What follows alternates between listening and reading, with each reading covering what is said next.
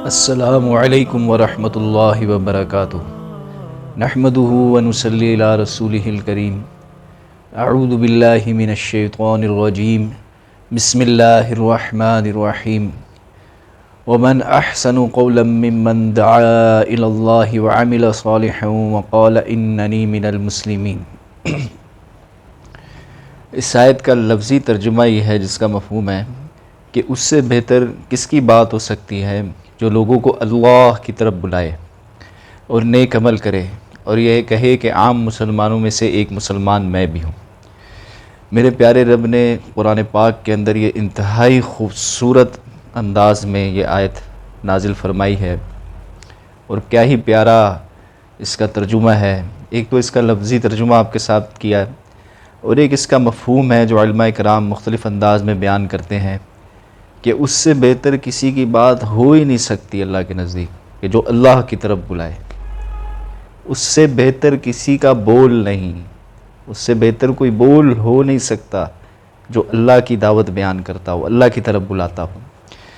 تو یہ اللہ کی طرف بلانا یہ میرے رب کو بڑا پسند ہے، دعوت دینا، اللہ کی بڑائی بیان کرنا۔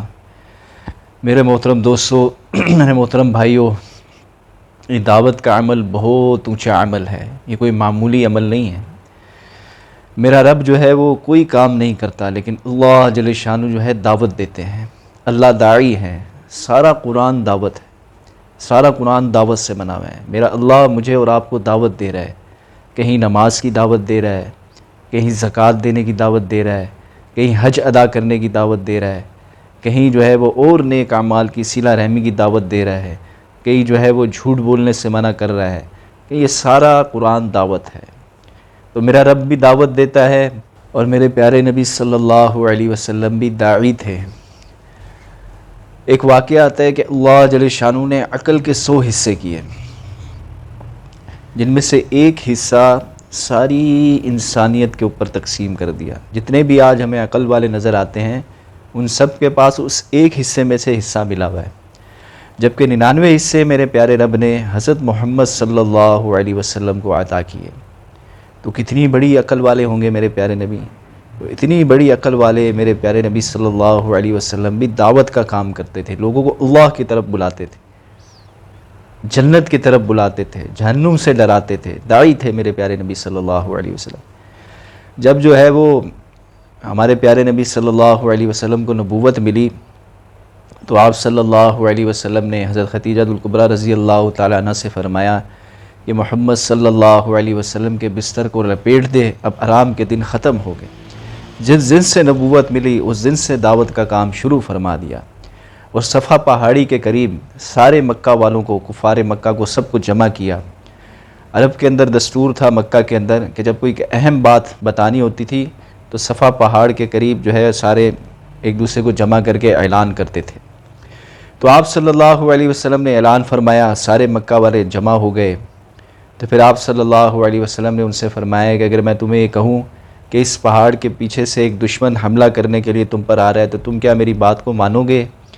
تو کفار مکہ نے ایک زبان ہو کر سب نے کہا کہ آپ صادق اور امین ہیں، ہم آپ کی بات کیوں نہیں مانیں گے؟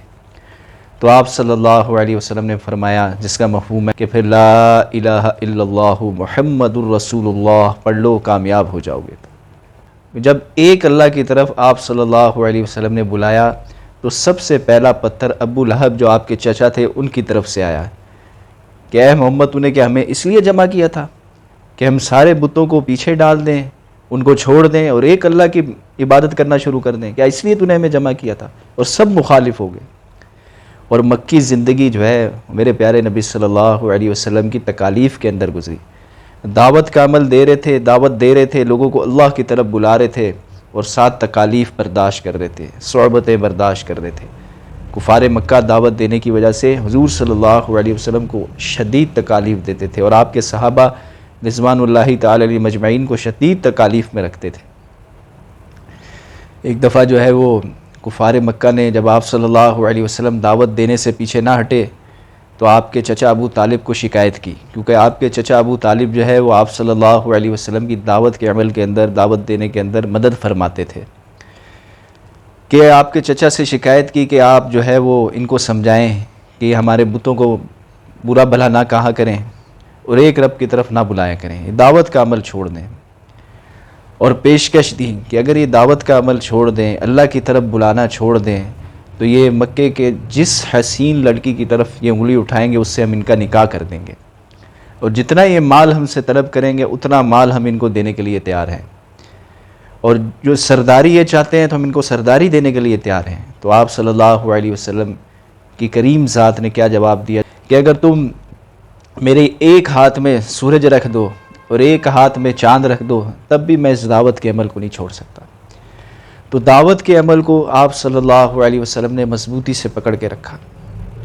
یہ ایسا اونچا اور مبارک عمل ہے کہ دعوت کا عمل تمام نبیوں نے دیا، تمام نبی اللہ کی طرف بلاتے تھے، کم و بیش 1,24,000 انبیاء علیہم الصلاۃ اس دنیا کے اندر تشریف لائے، سارے نبیوں نے اللہ کی طرف لوگوں کو بلایا، اللہ سے ہونے کا یقین لوگوں کے دل کے اندر پیدا کیا، اور اس بات کی محنت کی کہ انسان کے دل کا تعلق اللہ سے جڑ جائے، کہ اللہ سے ہوتا ہے، اللہ کے غیر سے نہیں ہوتا، کرنے والی ذات ایک اکیلے اللہ کی ہے۔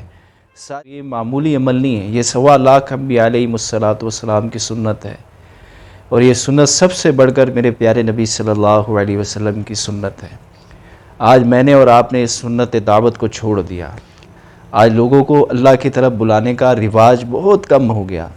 یہ تو الحمدللہ دعوت و تبلیغ کے نام سے محنت ہو رہی ہے کہ اس کے اندر لوگوں کو لوگ اللہ کی طرف بلانا شروع ہو گئے، یہ رواج تھوڑا بہت شروع ہو گیا۔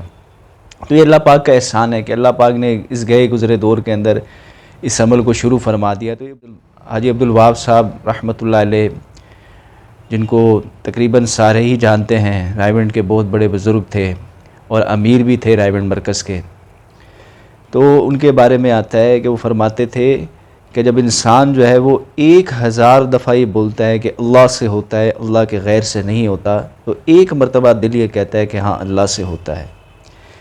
تو اس لیے یہ دعوت دینا یہ انتہائی ضروری ہے میرے اور آپ کے لیے، کہ میرے اور آپ کا دل کا تعلق اللہ سے جڑ جائے، دل کو بنانا، دل کے اندر اپنی اللہ کی محبت کو بٹھانا، یہ ہم سب کے لیے بہت ضروری ہے۔ دنیا کے اندر لگ کے، دنیا کے کاموں میں، کاروبار میں، ملازمت میں، بیوی بچوں کو پالنے میں، دنیا کی چیزوں میں لگ کے ہم نے اپنے دل کو جو ہے وہ دنیا کی محبت سے بھر لیا ہے۔ جب ہم دعوت کا عمل شروع کریں گے، دعوت دیں گے، اللہ کی طرف لوگوں کو بلائیں گے، تو اس کی برکت سے اللہ کی محبت دل کے اندر آئے گی۔ اور دعوت کیا ہے؟ ہر بول دعوت نہیں ہے، دعوت ہے نفی اسبات کے بولوں کو بولنا، کہ اللہ سے ہوتا ہے، اللہ کے غیر سے نہیں ہوتا۔ ساری کائنات کو بنانے والے ایک اکیلے اللہ ہیں۔ اللہ نے چاہا تو یہ آسمان بنا، اللہ کے حکم کے بغیر کوئی آسمان بنا نہیں سکتا۔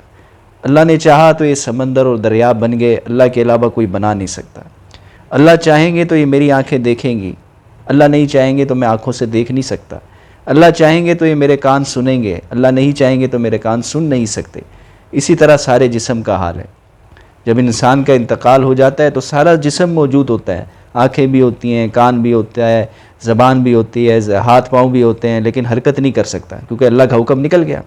جب تک اللہ کا حکم تھا یہ دیکھ بھی رہا تھا، سن بھی رہا تھا، بول بھی رہا تھا، چل بھی رہا تھا، کام بھی کر رہا تھا، سارے کام کر رہا تھا۔ اللہ کا حکم نکل گیا، روح نکل گئی، اب اس کا جسم مردہ ہو کے پڑا ہوا ہے۔ تو یہ نفی اسبات کے بول بولنا یہ دعوت ہے، اس سے انسان کے دل کو بہت فائدہ ہوتا ہے۔ اس لیے کوشش کرنی چاہیے کہ روزانہ 15 منٹ، آدھا گھنٹہ، 1 گھنٹہ ہم دعوت کے عمل کے لیے فارغ کریں۔ جب ہم دعوت دیں گے اللہ کی محبت دل کے اندر آئے گی، اللہ کی محبت دل کے اندر آئے گی، ہمارا ایمان مضبوط ہوگا، اور جب ہمارا ایمان مضبوط ہوگا تو اعمال کو کرنا، اللہ کے احکامات کو پورا کرنا اور پیارے نبی صلی اللہ علیہ وسلم کے مبارک سنتوں پہ عمل کرنا میرے اور آپ کے لیے اللہ پاک آسان کرتے چلے جائیں گے۔ تو اس لیے ہمارے پیارے نبی صلی اللہ علیہ وسلم بھی داعی تھے، اللہ بھی داعی ہیں، اور سارے صحابہ اکرام رضوان اللہ تعالیٰ علیہم اجمعین داعی تھے، وہ ہمارے اولیاء اللہ جو ہمارے بزرگ، ہمارے اسلاف گزرے ہیں، وہ سب اللہ کی طرف بلاتے تھے۔ تو اس لیے اس مبارک عمل کو میں اور آپ اپنائیں۔ جب جتنا ہم دعوت دیں گے، ہمارے بول سے، ہمارے کہنے سننے سے اگر کوئی ایک بندہ بھی راہ راست پہ آ گیا، اللہ کے احکامات پہ عمل کرنے والا بن گیا، اس کے دل کے اندر اللہ کی محبت آ گئی، میرے آپ کے لیے ذریعہ نجات بن جائے گا۔